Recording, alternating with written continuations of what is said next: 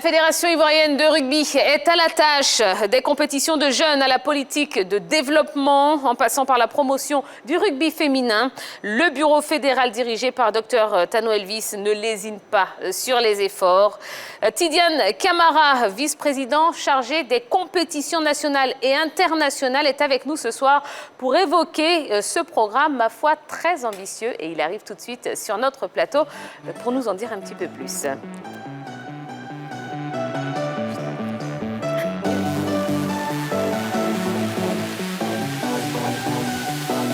Bonsoir, monsieur Camara. Bonsoir, Tia. Installez-vous confortablement. Eh bien, je vous présente la team. Bonsoir, bonsoir, bonsoir. Voilà, monsieur Camara, on a beaucoup de questions à vous poser, hein, puisque, ah oui, on en parlait, il y a quand même... Il y a du boulot, et vous êtes vraiment à la tâche au sein de la fédération, ça fait plaisir en tout cas, donc bravo déjà, félicitations. Merci Tia. Alors on le voit, donc votre fédération est de plein pied dans sa saison. De façon globale, comment se déroulent les compétitions? Bon, de façon globale, on a débuté dans le mois de janvier, juste après l'AG, et on a débuté avec le tournoi féminin le 8 janvier dernier. Et ensuite, le 15 janvier, on a lancé le R7 masculin avec les hommes. Donc, en gros, ça se déroule très bien. Vous avez parlé tout à l'heure des enfants, de l'école de rugby. Et on a lancé des compétitions un peu à Abidjan. Oui. Non, je veux dire, il y a 2 ans, en 2019, vous aviez 2 grandes priorités, si j'ai bien lu vos activités. Le rugby à 7 et puis le rugby féminin, 2 ans après. J'ai envie de dire, quel bilan? Est-ce que vous êtes content d'avoir eu ce type-là de priorité 2 ans après? Quel bilan vous faites plus ou moins sur ce qui se passe en ce moment avec le rugby ivoirien? D'accord, bilan très positif. L'année dernière, on a essayé de mettre en place la LPR, qui était la Ligue professionnelle, semi-professionnelle de rugby, qui a eu un franc succès, avec bien sûr l'adhésion des sponsors et partenaires. C'était l'activité phare. Et cette année encore, on lance l'activité avec le rugby à 7. Je laisse le meilleur pour la fin, c'est le rugby féminin, qui a une grosse satisfaction pour le bureau fédéral. Parce qu'on a pu compétir à l'international cette année, chose qui n'était jamais arrivée, en participant à un tournoi à Tunis et ensuite à Koumassi au Ghana. Avec des scores pas très réduisants quand même. Bon, l'apprentissage est ce qu'il est. Le premier tournoi à Tunis, effectivement, on a pris des scores parce que les filles découvraient ce qu'on appelle l'international. Absolument. Et à Koumassi, elles ont fini quand même 3e au rugby à 7, ce qui nous a valu aujourd'hui une place dans le ranking africain. Voilà, et ça c'est quelque chose de très positif. Ouais, quels sont les grands axes justement pour promouvoir le rugby féminin? Comment est-ce que vous vous y prenez aujourd'hui? Déjà, on est en phase de signer un partenariat avec l'OASU aujourd'hui, les écoles. C'est déjà multiplier les activités au niveau scolaire et universitaire. Et après, on procède au recrutement, on passe aussi par la création de clubs dans des zones bien décrites. Et puis bon, voilà, après la mayonnaise prend petit à petit. Voilà. D'accord. Alors, à l'instar du football, c'est vrai que vous êtes confronté également à des problèmes d'infrastructure. Comment vous faites pour faire face justement à ces obstacles? Pas facile avec les infrastructures. On a un gros souci aujourd'hui, mais on dit merci à l'INJS, que je salue au passage, qui nous ouvre grandement ses portes. On a aussi l'Agora aussi de Koumassi qui nous tend la pêche. Là, aujourd'hui, on n'a pas encore débuté avec l'Agora, mais c'est l'INJS qui accueille 100% de nos activités. Donc ça, je dis merci. Merci quand même à cette institution. Bon, oui, allez-y. Vous avez parlé d'un partenariat avec l'OASU et vous évoquez à l'instant les difficultés au niveau des infrastructures. Est-ce qu'à l'intérieur du pays, ça va pouvoir se faire? Puisqu'on sait tous que c'est vrai, avec un terrain de foot, ça peut se pratiquer, mais il faut autre chose sur un terrain de foot pour pouvoir pratiquer le rugby. Est-ce qu'à l'intérieur du pays, avec l'OASU, ça va pouvoir se faire? Ou déjà vous avez pris des initiatives pour pouvoir faciliter cela? D'accord. Avec l'OASU, on est en phase de signer une convention qu'on va proposer bientôt. Effectivement, le problème de stade a été évoqué. On est en pourparlers aujourd'hui avec le ministère des Sports sur la création des différents agoras à Abidjan et à l'intérieur du pays. On espère qu'on aura la priorité. Le rugby sera quand même prioritaire sur certains stades. C'est l'espoir qu'on garde de toutes ces infrastructures nouvelles à venir. Le problème d'infrastructure, hein, c'est connu. La plupart des disciplines comme la vôtre ont des difficultés, mais aussi crise. Je me souviens qu'il y avait une dissidence au rugby à un certain moment. Boaké, Divo, Korogo, plus ou moins. Est-ce que ça va? La dissidence s'est calmée. Est-ce que la crise s'est apaisée? Est-ce que l'environnement est sain, propice aujourd'hui pour mettre en place tout le programme du docteur Elvis Tano? Bon, le climat est sain, bon, j'allais dire comme ça, parce qu'aujourd'hui, on ne parle plus de dissidence. On a les clubs comme Boaké, que vous avez cité tout à l'heure, qui ont rejoint le groupe Divo et tout ça. Mais il manque quelques-uns encore qui hésitent et tout. Mais bon, nous, on reste quand même ouverts. On a débuté le championnat avec 16 clubs engagés, chose qui n'était pas arrivée depuis l'avènement de cette dissidence-là. Donc, pour dire que les choses vont se mettre petit à petit en place. Nous, avec 16 clubs déjà, on arrive à organiser avec tout ce que vous voyez aujourd'hui, donc c'est satisfaisant. Est-ce que le dialogue s'est établi avec les autres, avec tout le monde, pour dissiper tous les malentendus et réunir toute la famille du rugby autour du ballon ovale, j'ai envie de dire? Oui, on l'a fait. On a eu une AG en décembre dernier, où ces clubs ont été présents dans la salle, pour certains, et on a évoqué pas mal de sujets, on a pris note. Et moi, je pense que c'est quelque chose qui va être laissé loin derrière très bientôt. Voilà. Alors, vous avez évoqué tout à l'heure le R7 et le R15. Ouais. Est-ce que pour cette saison, il y a eu des changements opérés pour le championnat? Pas beaucoup de changements. Moi, on reste toujours sur l'activité phare qui est le R7. Et à côté de ça, le rugby féminin. Donc, il n'y a pas grand changement. Mais cette année, on va accentuer un peu plus le jeu sur le R7. Parce qu'on a pour ambition, bien sûr, de participer au JO Paris 2024. Voilà, donc on accentue un peu sur le R7. Le R15 n'est pas mis de côté, mais on essaie de faire un peu de promotion au niveau du R7. Donc finalement, dans le programme du président Elvis Tano, c'est quoi la priorité? Parce qu'il voilà, y a beaucoup de choses, mais beaucoup d'activités. Mais quelle est sa priorité là sur Aujourd'hui, priorité des priorités, c'est la participation à la Coupe du Monde prochaine en France. Voilà, qui reste quand même une priorité pour nous. Ensuite, il y a le rugby féminin. Aujourd'hui, avoir une place prépondérante au moins dans les 10 nations, meilleures nations africaines aujourd'hui. Donc, ça africaine, reste africaine. Ouais. Là, on fait partie des 12 meilleurs. 12 meilleurs, mais on va encore travailler davantage pour arriver un peu à l'échelle de 5, pourquoi pas. Peut-être prétendre à... Mais bon, tous les résultats seront positifs en fait.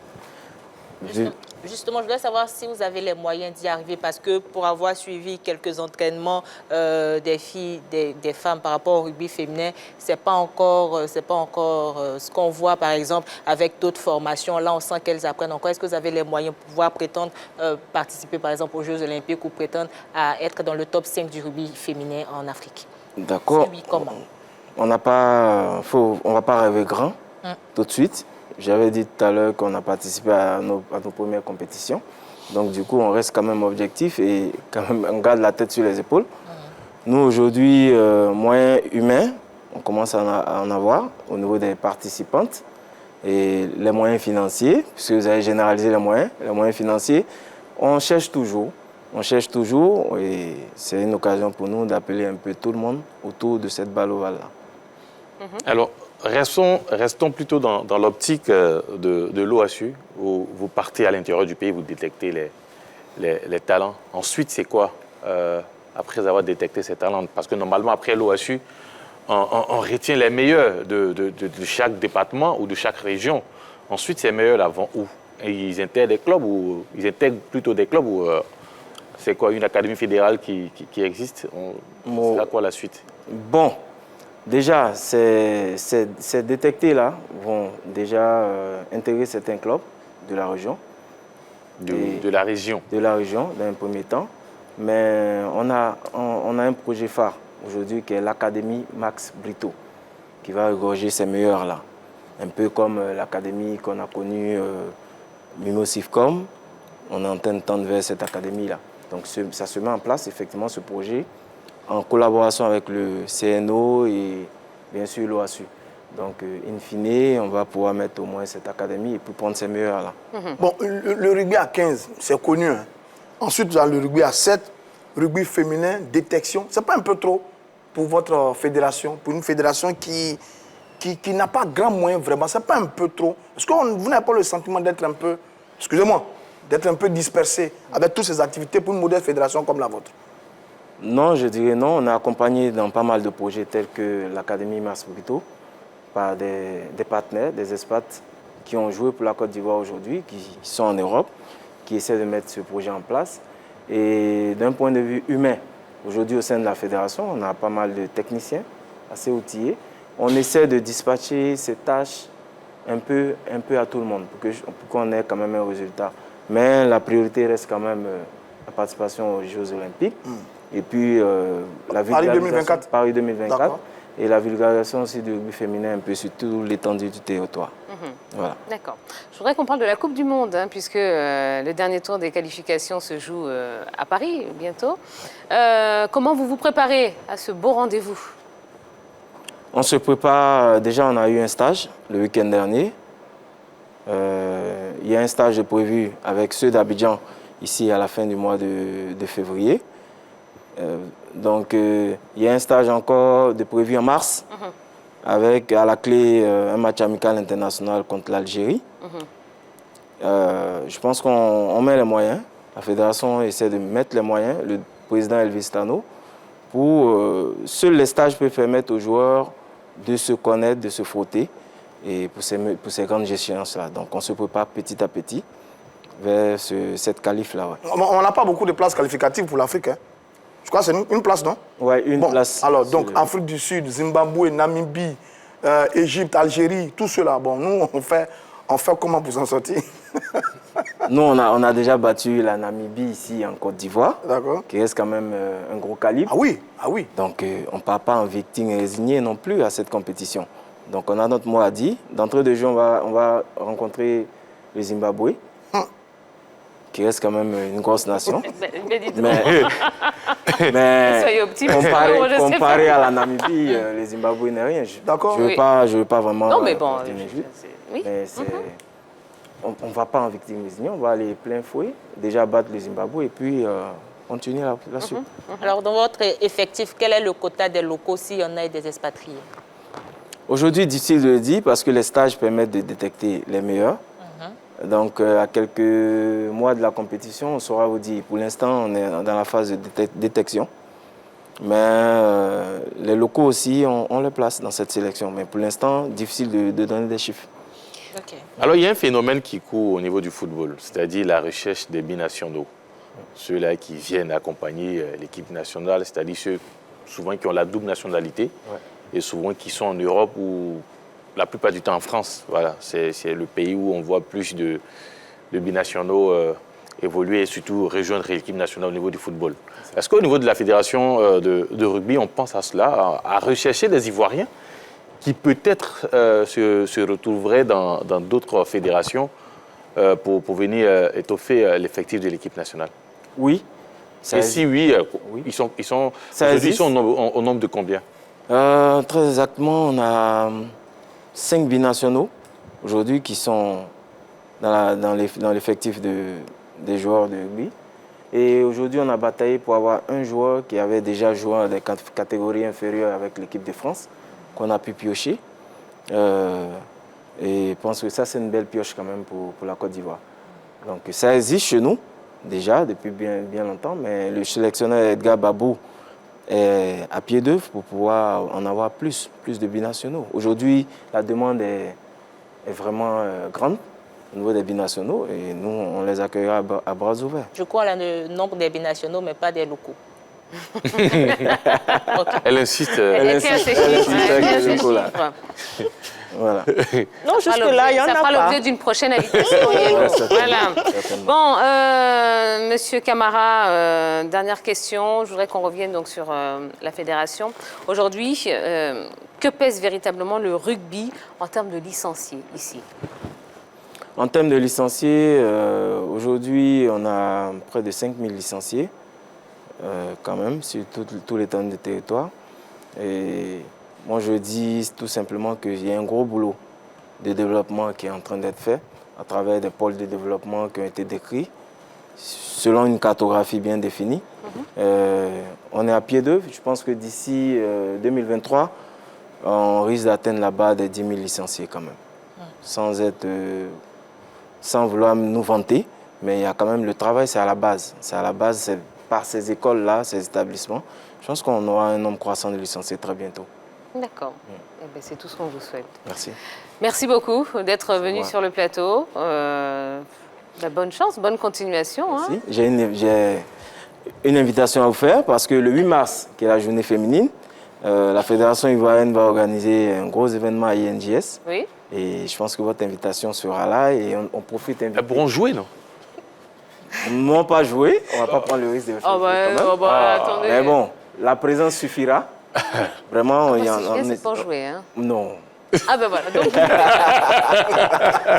la nation entière est témoin. Le rugby ne veut pas de moi, Tia. Bon, ben écoutez, c'est pas grave. Pour l'instant, non. Pour l'instant, non. J'aurais essayé, vous voyez hein. Je fais des efforts pour aller là. Ben, voilà. Vous avez vu ma bonne foi aujourd'hui, hein, très bien. Donc le 8 mars, à l'INJS.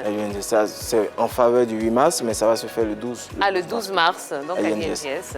On est en train de peaufiner ça pour que ça soit un gros événement. On compte inviter quand même des dames, des personnalités et tout ça à cet événement. Vous avez déjà 2 qui seront là. Voilà.